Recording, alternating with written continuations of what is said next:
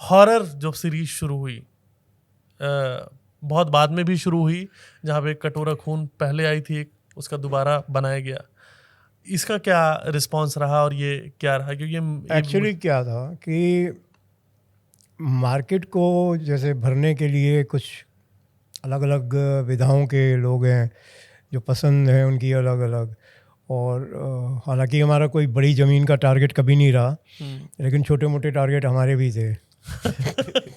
हाँ, तो उसके लिए हमें भी अपने सेट, पहले सेट में निकलते थे 6 कॉमिक्स का सेट, 8 कॉमिक्स का सेट, तो उसको फिलर को भरने के लिए क्या है, कोई अच्छा थ्रिल हॉरर की डिमांड, थ्रिल हॉरर की डिमांड है तो थ्रिल हॉरर। तो थ्रिल हॉरर जब मैंने निकाला तो मेरे को भी लगा कि नहीं, ऐसे ही नहीं, इसकी एक ब्रांडिंग होनी चाहिए कि राज कॉमिक्स का है तो हर चीज़ उसकी एक ब्रांडिंग होनी है, थ्रिल हॉरर सस्पेंस सीरीज। तो एक वो क्या नाम है, स्कल और उसका हड्डी का निशान सावधान वाला, वो बनाया गया। तो उसी के कारण किताबें बिक्री हैं, ऐसे ही नहीं कोई थ्रिल की किताबें बिक्री हैं। उसका एक सबका लोगो था।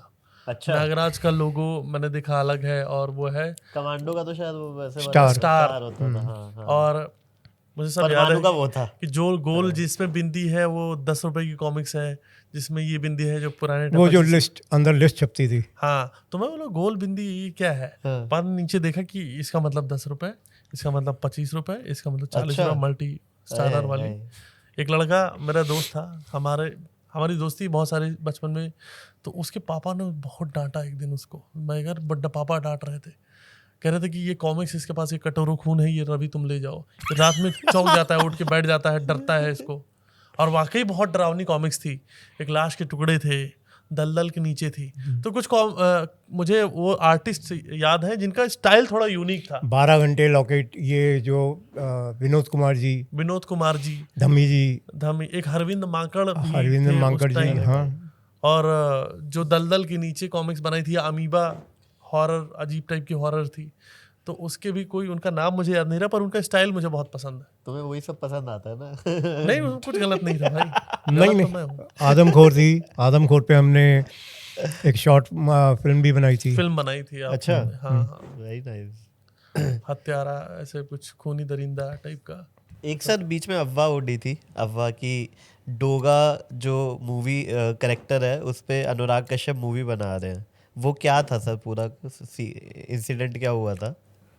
वो अनुराग जी ने डोगा को, खुद कॉमिक्स के बहुत बड़े फ़ैन थे। अच्छा। तो उन्होंने बताया कि मैं अपने बाथरूम में भी इवन कॉमिक्स रखता था। अरे। और शौच इत्यादि के समय पढ़ता था। तो उनसे मिलना जुलना हुआ। अच्छा। और फिर ये हुआ कि हाँ, हम मूवी बनाते हैं डोगा के ऊपर। अच्छा। तो कुछ एग्रीमेंट्स वगैरह हमारा हुआ था, कुछ 5 साल के पीरियड का, लेकिन वो बाद में एक्सपायर हो गया, वो बना नहीं पाई बहुत सारी रीजंस के चलते। अच्छा। तो हाँ, डोगा अनुराग जी के साथ बनने वाली थी मूवी। अच्छा, ठीक है। अभी सर, अभी वो बिल्कुल कहीं नहीं है प्रोजेक्ट। अभी वो प्रोजेक्ट नहीं है। फ्यूचर में भी हम, अब फ्यूचर में हमने एक अलायंस करके बनाई है। अच्छा। और उसको हम अभी VFX में चल रहा है उसका काम, और जल्दी रिलीज करेंगे। अच्छा, वेरी नाइस। वो आपने ही प्रोड्यूस की है? हाँ, वो मैंने ही प्रोड्यूस किया है। बहुत। मैंने देखा कि YouTube पे बहुत अच्छे एनिमेटर्स ने बहुत अच्छे नागराज पे ऐसे छोटे छोटे फाइट बना रहे हैं। वो नागराज हल्क लड़ गया, नागराज जो है शक्तिमान से लड़ रहा है, और बहुत अच्छा एनिमेशन है। तो ऐसा कुछ प्लान चल रहा है कि उसको स्पिन ऑफ लंबा किया जाए, ऐसा कुछ? क्योंकि बहुत सुंदर। अभी तो मैं इसी पे अलायंस पे काम कर रहा हूँ। अच्छा। ये 4 या 5 इसके पार्ट्स हैं। ये YouTube या OTT, किस पे हम उम्मीद कर या सकते? तो OTT या फिर YouTube। कब तक का है सर प्लान इसका? ये इसी साल में, इस साल के में तक खींच दोगे? जबरदस्त देखने को मिलेगा। वाह, बढ़िया। मैं अगर अपनी कॉमिक्स की जर्नी बताऊं कि मैंने कैसे कॉमिक पढ़ते पढ़ते क्रिमिनल कैसे बना। तो मैंने जब कॉमिक्स पढ़नी शुरू की थी मामा के यहाँ जाके, उसी लिए जाता था। फिर मुझे पता चला कि कॉमिक्स मेरे गांव में भी आ चुकी है, और कुछ लोग, तो मैंने दुकान वाले से साठ गांठ कर ली। और वो सिर्फ मेरे लिए, वहाँ सर नहीं, ज़्यादा बहुत कुछ ही लोग थे जो कॉमिक्स पढ़ते थे, या पढ़ते भी होंगे तो बैकवर्ड एरिया। हाँ, बैकवर्ड है, हाँ बहुत बहुत। कॉमिक्स जो है उनके लिए वही था, हम भी उसी का पार्ट थे। और जो है मुझे पता चला कि यार कॉमिक्स ना ऐसे भाड़े वाला हिसाब किताब नहीं, वो अमेठी तक ही पहुंचा है, ज़्यादा दूर है नहीं। तो मैंने उसको बोला कि भाई आप मंगाओ कॉमिक्स सेट ले। वो सिर्फ मेरे लिए ही कॉमिक्स लेके आता था, उसके पास कॉमिक्स मेरे लिए थी, और मैं छुपा के जो है घर पे लाता था। मेरी दुकान थी मिठाई की, रवि पेड़ा के नाम से मेरी दुकान थी। सच बोल हाँ हाँ हाँ। अच्छा। तो गले में से पैसे चुरा के मैं लाता था। अरे भैया, मेरे दादाजी ने पकड़ लिया, और मैं कहाँ छुपाता था पहले ना, मैं एकदम चूतिया टाइप बातें करता था उस टाइम कि मैं ऐसे कॉमिक्स पढ़ रहा हूँ, घर वाले बोले अरे ये मिल गई। मैंने बोला ये मिल गई, मुझे पड़ी हुई मिली थी कॉमिक्स, चमक रही एकदम कॉमिक्स, एकदम चमकती हुई कॉमिक्स। वो बोल रहे कि मुझे जैसे पड़ी हुई मिली। तो बोला अच्छा पड़ी हुई मिली, ले घुसा खा पेड़ा। खा पेड़ा। मैंने बोला कि ये गेम काम नहीं कर रहा, मुझे नई स्ट्रेटजी अपनानी होगी। कॉमिक्स तो मुझे मंगानी थी कैसे भी करके, तो मैंने अपनी बहनों को शामिल कर लिया। तो मेरी छोटी बहन थी, लड़की थी, तो उसको पिंकी पसंद थी, मेरे को डोगा पसंद थी। तो मैंने बोला कि 4 कॉमिक्स तुम नागराज डोगा की, 1 कॉमिक्स मैं तुम्हारे पिंकी की मैं करवा देता हूँ इंतजाम। उसके ऊपर लड़की है तो आज भी किसी को क्राइम पे शक नहीं होता है। तो कुछ दिन उससे मंगाया, बाद में वो धरी गई, कुछ दिन उसको पीटा गया, तो मेरी रूह काम गई। तो फिर मैंने बोला कि अब मुझे कुछ और करना पड़ेगा। अब मैंने घर पे ना कॉमिक्स ऐसे छुपा के खूब, एस.सी. वर्मा के पीछे कॉमिक्स का गड्डी था, पूरा किसी को नहीं पता था। मैं रात छुप के जाके रात में पढ़ रहा हूँ, लालटेन के अंधेरे में। गरीबी भी थी ना उस टाइम, लालटेन में मिट्टी के तेल से गले से पैसे जा रहे हैं ना। हाँ, नहीं उसके हाँ हो सकता है गरीबी। सॉरी, कॉमिक्स एक दिन पूरा जखीरा पकड़ा गया। Oh shit. मेरे बाबा, मेरे दादाजी अब तो नहीं रहे, पर उस टाइम थे, और जो थे उन्होंने बता दिया कि झाड़ू से मारना कैसे होता। खूब झाड़ू से मारा मुझे। फिर ना मैंने कहा कोई बात नहीं, मैं भी रुकूंगा नहीं।